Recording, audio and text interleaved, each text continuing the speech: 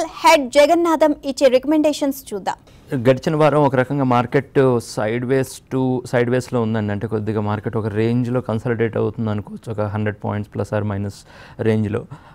Market ఏంటంటే GST related implementation గురించి, దాని న్యూస్ గురించి గమనించే ప్రయత్నంలో ఉందండి. సో ఎందుకంటే చాలా రేట్స్ వస్తున్నాయి, చాలా న్యూస్ ఫ్లో వస్తుంది. జూలై 1 నుంచి ఇంప్లిమెంటేషన్ ఇప్పుడు ఆల్మోస్ట్ ఫైనలైజ్ అయిన పక్షంలో అంటే ఇండస్ట్రీ పూర్తిగా రెడీ అయి ఉందా లేదా, దానికి తగ్గ ఇన్ఫ్రాస్ట్రక్చర్, దానికి తగ్గట్టు బిజినెస్ మోడల్స్ అన్నీ రెడీగా ఉన్నాయా లేదా అనే అంశం మీద కొద్దిగా సందిగ్ధత ఉండేటప్పటికీ మార్కెట్ కూడా కొద్దిగా సైడ్ వేస్ రేంజ్లో వెయిట్ అండ్ వాచ్లో ఉందండి. సో జిఎస్టీ ఇంప్లిమెంటేషన్ అయిన తర్వాత అంతా సెట్ రేట్ అయింది, అంతా బాగానే ఉందనుకుంటే మళ్ళీ market fresh bounces, fresh rallies వచ్చే ఛాన్స్ ఉంది. ఈ టైంలో ఇన్వెస్టర్స్ ఏంటంటే మంచి స్టాక్స్లో ఉండటం ఇంపార్టెంట్ అండి. ఆ క్వాలిటీ ఆఫ్ ద కంపెనీ వాళ్ళు దాని మీద ఫోకస్ చేయడం చాలా ఇంపార్టెంట్ అండి.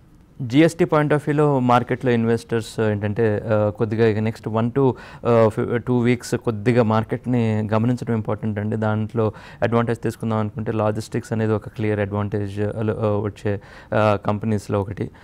సో న్యాచురల్లీ ఏంటంటే వాళ్ళ ట్రాన్స్పోర్టేషన్ మెకానిజం, వాళ్ళ డాక్యుమెంటేషన్ ప్రాసెసెస్, వాళ్ళ తర్వాత బిజినెస్ ఎగ్జిక్యూషన్ ఏంటంటే ఇంకా ఈజీ అవుతుంది. కాబట్టి ఏంటంటే లాజిస్టిక్స్ కంపెనీస్కి ప్రాఫిట్ మార్జిన్స్, వాళ్ళ బిజినెస్ పొటెన్షియల్ పెరిగే ఛాన్స్ ఉంది.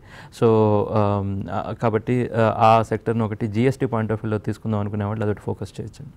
అదే అంశంలో ఇప్పుడు జిఎస్టీతో అడ్వాంటేజ్ తీసుకునే లాజిస్టిక్స్ థీమ్లో ఏంటంటే transport corporation of India, TCIL, ఆ కంపెనీని మనం ఒకటి మీరు ఫోకస్లో పెట్టుకోవచ్చు అండి. డీసెంట్ గ్రూప్, వాళ్ళు లాజిస్టిక్స్లో ట్రాన్స్పోర్టేషన్లో మంచి పొజిషన్లో ఉన్న గ్రూప్. ప్రాఫిట్ మార్జిన్స్ బాగున్నాయి, EBITDA మార్జిన్స్ బాగున్నాయి, డెట్ కంట్రోల్లో ఉంది.